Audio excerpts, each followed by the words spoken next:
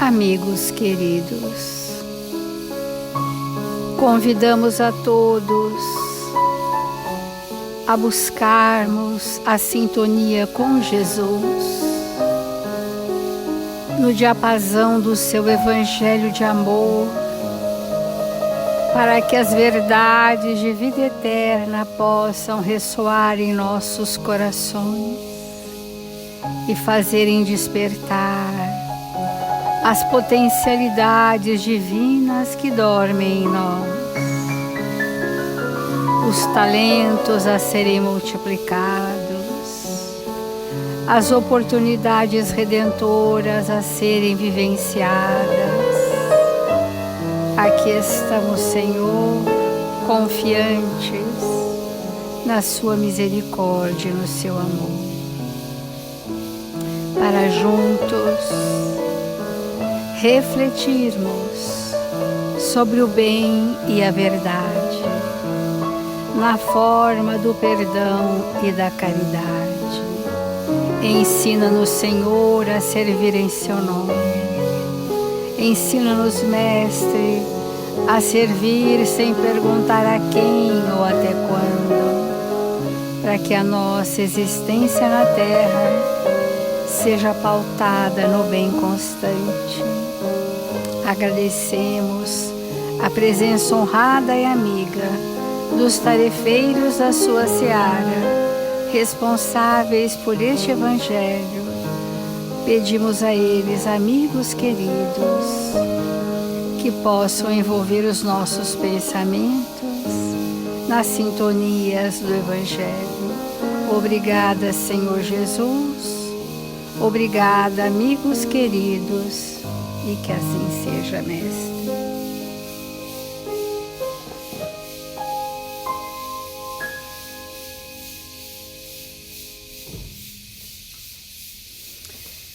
Do Evangelho segundo o Espiritismo, do capítulo 7, Bem-aventurados os pobres de espírito.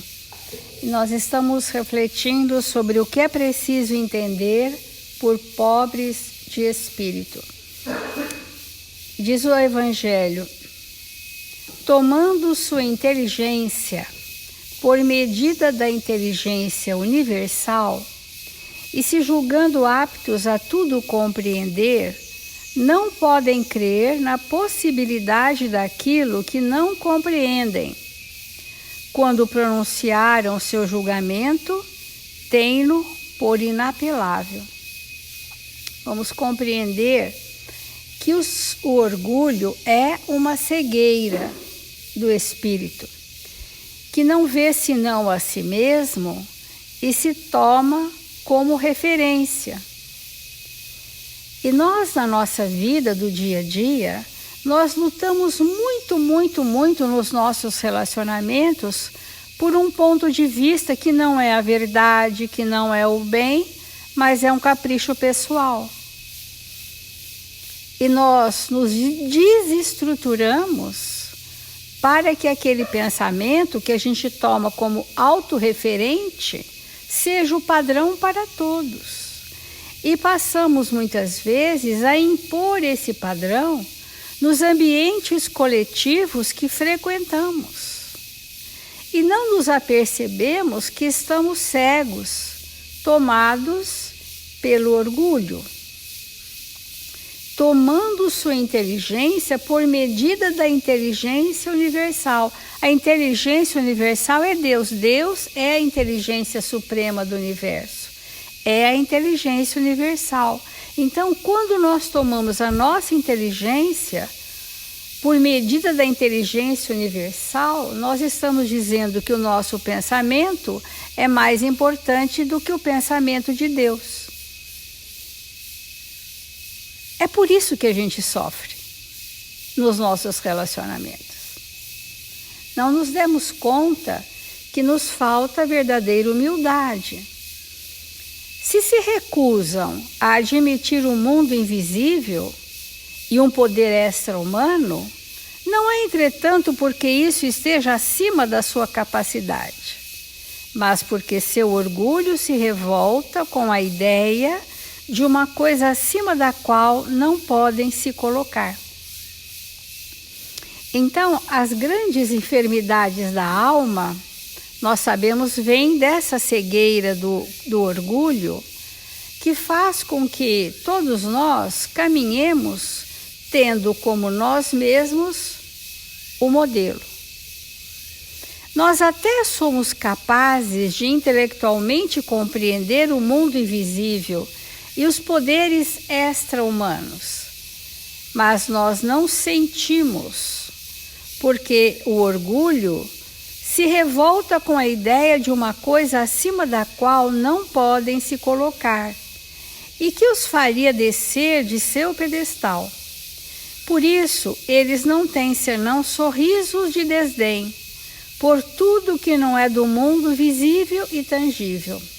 Isso se estende às religiões, que são todas muitíssimo importantes, porque cada qual busca um sistema religioso de acordo com o seu momento evolutivo que responde às suas questões. Mas as pessoas, muitas vezes assim, acreditam que religião não é importante, porque religião amolece a pessoa, porque a religião deixa a pessoa sentimentalista, segundo eles, porque a religião faz crenças místicas, segundo eles, e então eles, para se manterem nesse padrão patológico de que o meu pensamento é melhor que o pensamento de Deus. E não pensem, amigos queridos, que estamos falando de pessoas distantes de nós. Nós estamos falando de nós mesmos. Vamos procurar essas posturas em nós mesmos, porque elas ainda nos compõem. Então, por isso, eles não têm senão sorrisos de desdém por tudo que não é do mundo visível e tangível. Eles se atribuem muito de espírito e de ciência para crerem nessas coisas, segundo eles, boas para as pessoas simples, entre aspas, tendo aqueles que as levam a sério por pobres de espírito. Nós estamos falando de uma característica do orgulho, entre outras tantas características nascentes do orgulho, mas esta característica nascente do orgulho está no grau de importância que nós damos à nossa personalidade. É essa característica que esse capítulo vai tratar conosco.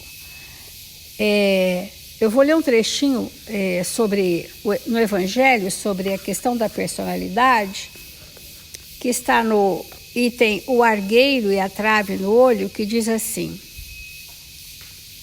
como, com efeito, um homem bastante vão para crer na importância de sua personalidade e na supremacia de suas qualidades, pode ter ao mesmo tempo bastante abnegação para fazer ressaltar em outro o bem que poderia eclipsar, em lugar do mal que o poderia realçar.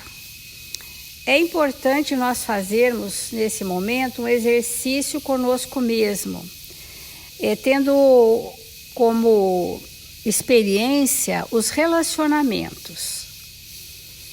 Os pais costumam achar que a sua personalidade é muito importante e por isso se dão ao direito de subjugar os filhos aos seus padrões. E com isso, não estamos falando de educação. Nós estamos falando que nós condicionamos o outro nos padrões que nós acreditamos serem os melhores. Então, crer na importância de sua personalidade e na supremacia de suas qualidades. Como pode um espírito ser caridoso, abnegado, dar passes nesse padrão? Como pode fazer o bem Porque, ao mesmo tempo, será que ele teria bastante abnegação para fazer ressaltar em outro o bem que o poderia eclipsar?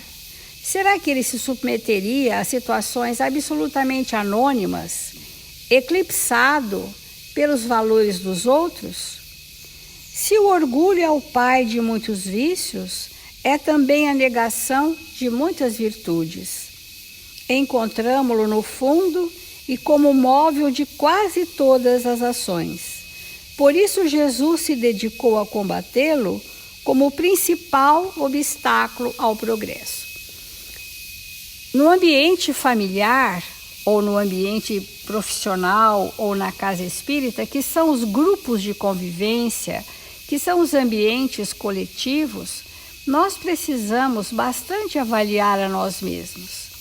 Se nós verdadeiramente não gostaríamos que todos seguissem um pensamento que é nosso, uma ideia que tivemos, uma postura, uma forma de ser, e aqueles que não se encaixam nesse padrão de medida que tomamos como autorreferente, se isso não nos acontece, nós vamos perceber isso, que quando os filhos são bem pequenos, aparentemente estão submetidos e aparentemente estão aderindo e moldando as suas características de personalidade à imagem e semelhança dos pais. Mas quando chegam na puberdade e na adolescência, tudo aquilo que aquele espírito reteve contrário ao bem e à verdade vai gerar rebeldia. As crianças se tornam extremamente rebeldes na exata proporção da subjugação, do mando e da opressão em que tiveram. Ontem o Evangelho nos mostrou na lição de Emmanuel que todo o processo de orgulho gera opressão. Porque o espírito humilde, ele é democrático, né? Democracia no sentido maior da palavra. Ele é respeitoso, ele educa pelas virtudes que vibram em si e geram um campo arrastador magnético, convincente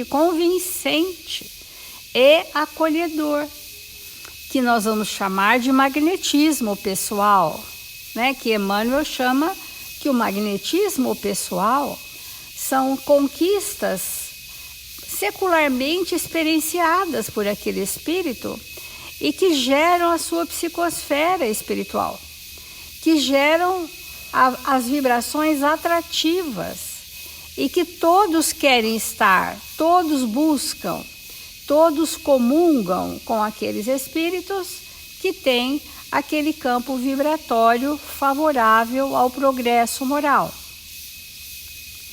Quando isso não é fato, pela nossa insegurança e pelo orgulho de não sabermos ainda cedermos ao bem que é do outro melhor do que o nosso, nós vamos ficando inseguros e impondo.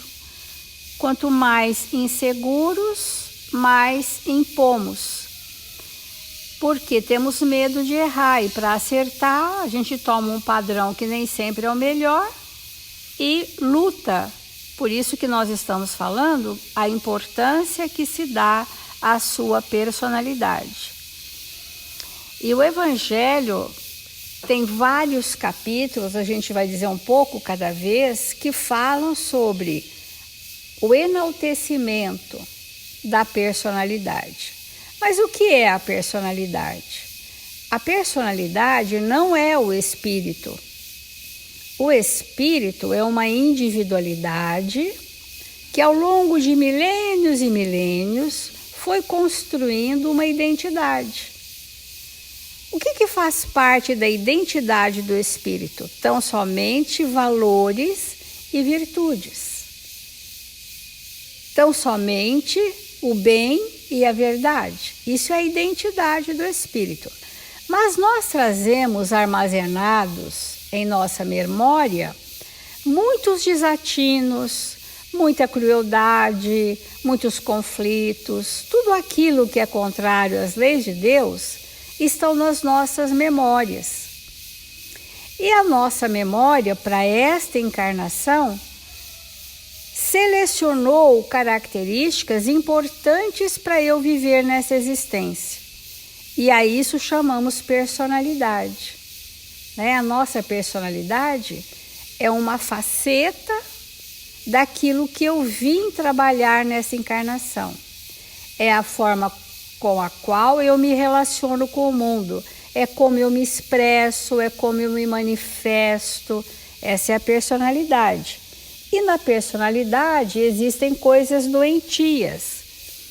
E também existem as saudáveis, como talentos, vocações, experiências, valores.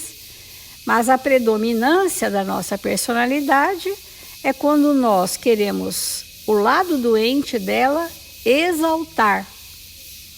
E é aquilo que eu vim transformar nessa encarnação. E às vezes eu quero exaltar aquela faceta que não representa a totalidade do que sou. Quando nós nos relacionamos em família, mormente, que é o entrechocar das almas, nós precisamos entender que aquilo que aquele espírito que está conosco manifesta não é a totalidade, ele não é aquilo. Aquilo ou aquelas características são apenas facetas em transformação. E quando eu consigo transcender essa máscara da persona e adentro a identidade do espírito, eu me relaciono com um ser divino em evolução, que não está pronto, que não estamos prontos, mas estamos com valores em andamento. Ontem Emmanuel trouxe, e hoje a gente vai ver um pouco mais sobre isso, que tem a ver com isso, que quando essa personalidade exaltada, enaltecida por nós mesmos, se expande, nós entramos numa paralisia evolutiva. Esse tipo de orgulho, distante da humildade, nos paralisa, lembrando as imagens que ontem Emmanuel trouxe como encarcerados nos museus acadêmicos. São aqueles que pensam que a ciência encerra tudo. Ou aqueles cristalizados nos preconceitos do mundo.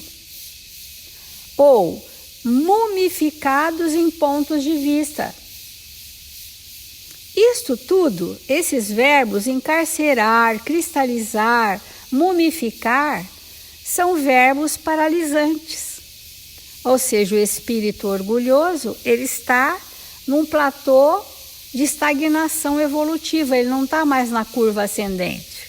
Não há retrocesso na evolução, mas estamos paralisados. E essa paralisação é que enceguece o espírito de quem ele é e quem é o outro na sua vida.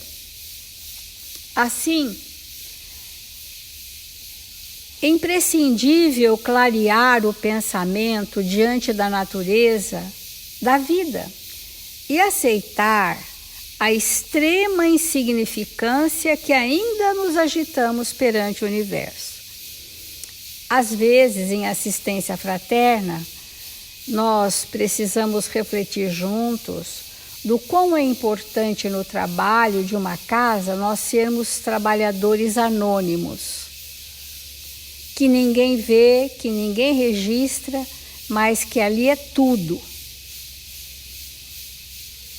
Porque nós queremos muitas vezes, entre aspas, ocupações de destaque, onde os outros possam ver os nossos feitos, e não Jesus, perante a nossa consciência. Então, Jesus induzia-nos a esquecer a paralisia mental, esta que falamos, que é a petrificação do orgulho, que é contrário aos pobres de espírito, que são os humildes, para que eles possam, os humildes, desfrutar desse estado de serenidade e plenitude chamado Reino de Deus. Esse esquecer ou abolir ou abrir mão dessa paralisia mental em que muitas vezes nos comprazemos, inclinando-nos à adoção da simplicidade por norma de ascensão espiritual. Olha que interessante, porque o que nos faz paralisados neste orgulho se chama prazer mórbido. Porque se alguém, um amigo espiritual, nos disser, abra mão disso, a gente fala, espera um pouquinho, eu estou trabalhando isso comigo.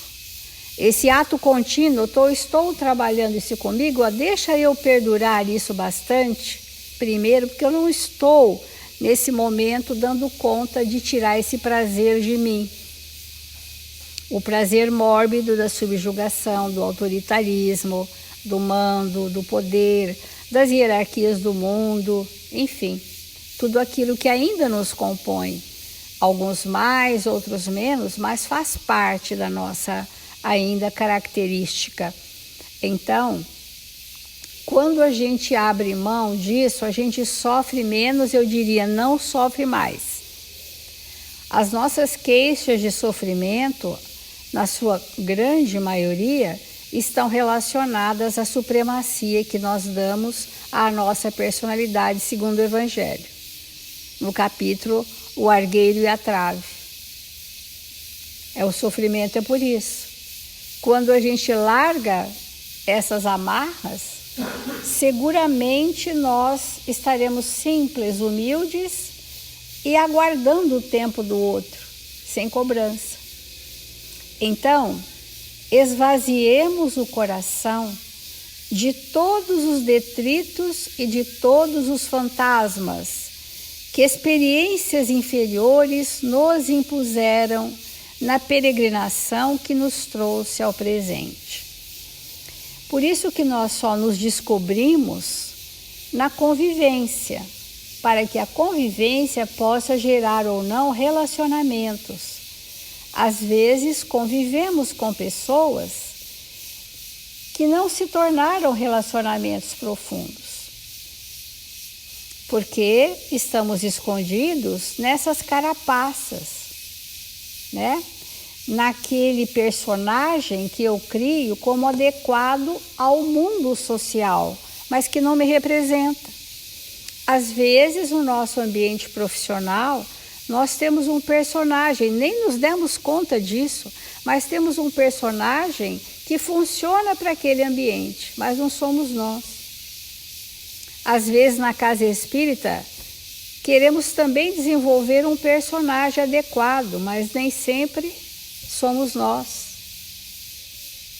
E assim nas nossas famílias, na sociedade.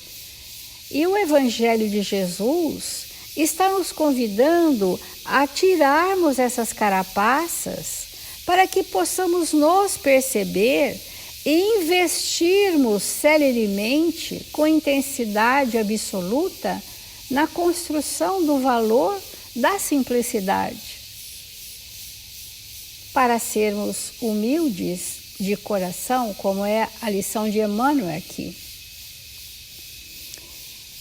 Cada dia, ele vai dizer agora, né? É nova revelação do Senhor para a existência. O dia surge, há pessoas que trazem uma grande angústia ao amanhecer, porque os seus planos de vida não lhe parecem interessantes, não lhe motivam a viver.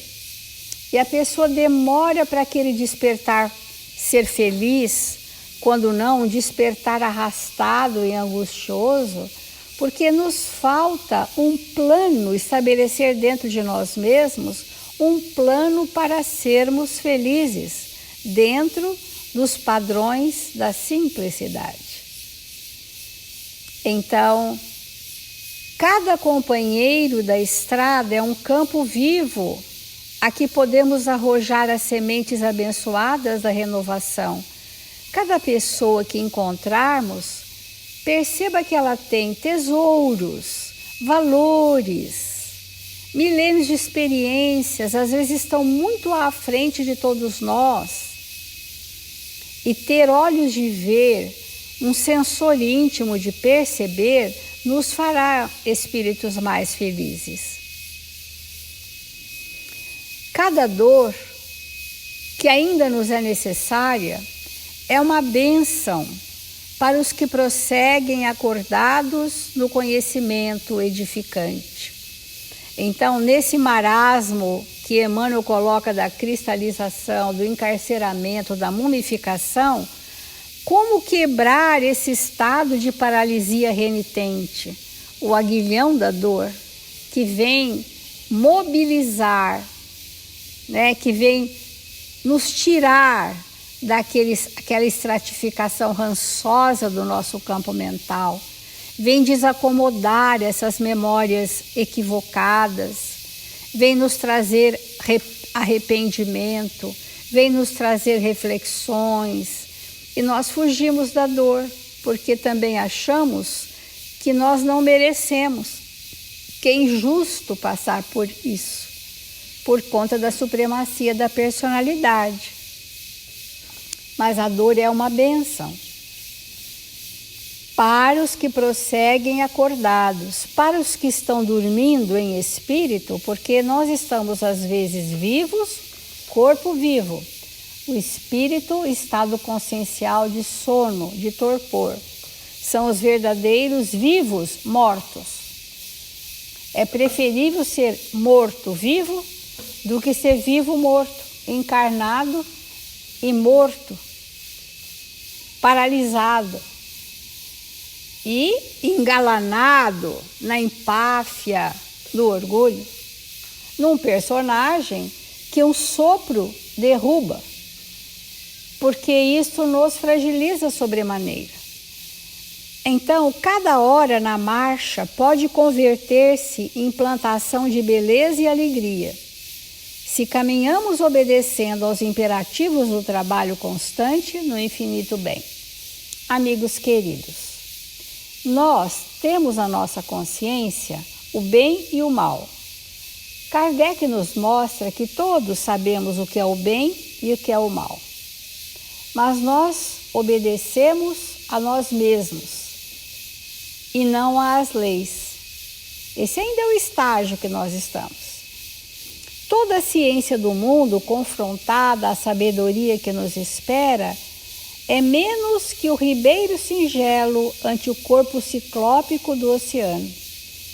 Então, quantas coisas são inexpressivas e que nós nos apegamos? Toda a riqueza dos homens perante a herança de luz que o Pai Celestial nos reserva é minúsculo grão de pó na química planetária, porque Emmanuel está trazendo um comparativo para nós entendermos o nosso tamanho real, qual é a nossa pequenez, que não é nos menosprezarmos a pretexto de sermos falsos, humildes, nem o nosso enaltecimento, porque não temos essa possibilidade, mas sentir-se no tamanho real.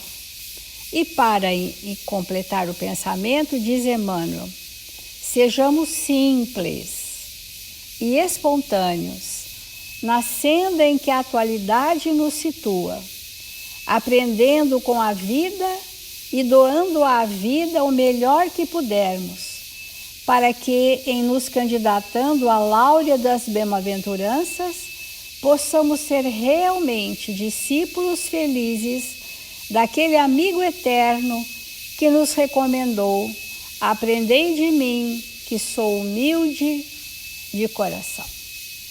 Jesus é o nosso modelo e ele trouxe para nós os exemplos mais sublimes de humildade.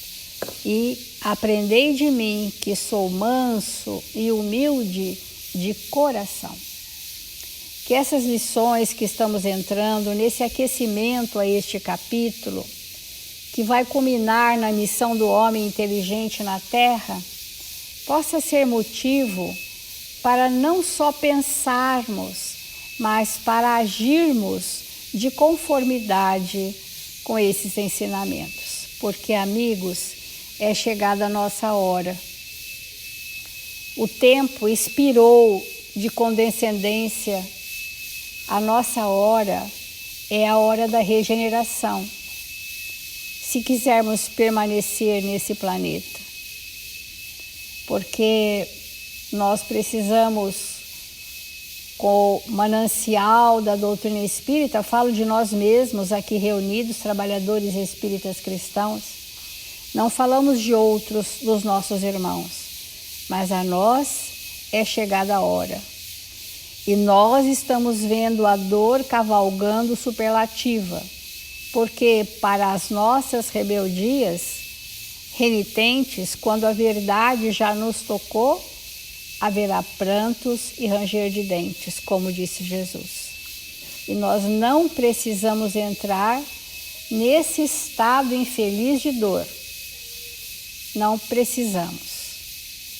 Nós precisamos e queremos estar junto aos espíritos laborosos, trabalhadores incansáveis, imperfeitos que nos reconhecemos ser, arrastando, muitas vezes titubeante, muitas vezes esfarrapados emocionalmente, mas não tem importância.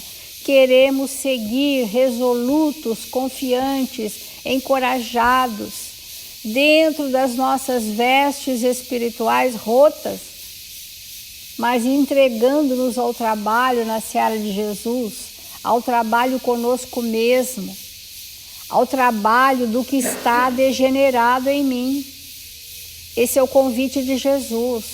Eu preciso vencer o que está degenerado em mim, porque o espírito que venceu, ele não sofre. Passa pela dor, porque a dor ainda é parte do processo provacional, mas sem sofrimento. Na grandeza da gratidão por aquela experiência de dor que está esculpindo em seu espírito a formosura da verdade que não tínhamos. A humildade que estamos longe de construir. Essa é a função dos momentos difíceis que passamos. Mas para esses momentos nós precisamos da solidariedade dos amigos, não é? Os amigos encostando seus ombros nos nossos ombros, para que a nossa dor seja compartilhada e nós possamos caminhar juntos, ora um, ora outro, para nos sustentarmos na irmandade universal, para que ninguém se sinta sozinho nas suas lutas íntimas. Que sejamos solidários, que sejamos próximos, que sejamos amistosos uns com os outros. Por quê? Porque trazemos as mesmas características enquanto estágio evolutivo dessa humanidade de agora. Então vamos fazer a prece para a gente encerrar o Evangelho.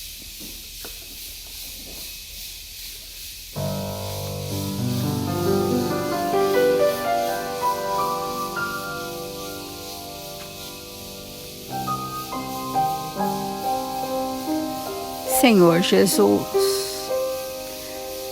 diante da grandeza do seu amor, nos curvamos nesta hora, clamando misericórdia, Senhor, à nossa pequenez.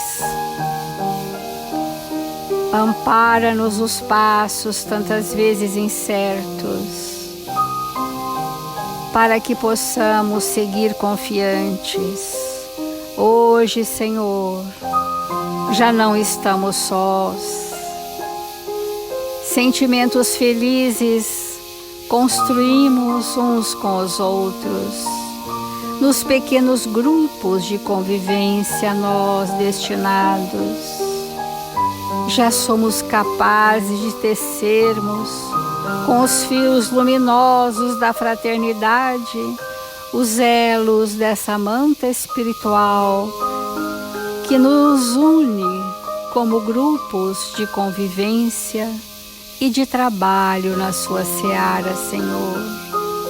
Quantos somos felizes e agradecidos pelas infinitas bênçãos que temos recebido, pelo infinito amor que se derrama sobre todos nós. E é nesta gratidão que os nossos corações pulsam, vibram e alcançam aqueles registrados em nossos cadernos de vibrações. Que em seu nome, Senhor, sejam amparados, socorridos, sustentados em suas dores. Guardamos a confiança, Mestre amado, que toda a humanidade recebe nesta hora os estímulos, as oportunidades e os compromissos que hão de nos render perante a grandeza de Deus, que hão de nos redimir perante nossa consciência. E são essas vibrações felizes e dulçurosas que em seu nome, Senhor, e em nome dos Espíritos responsáveis por este Evangelho, encerramos este momento de reflexões. Que sua paz seja conosco, hoje e sempre, e que assim seja.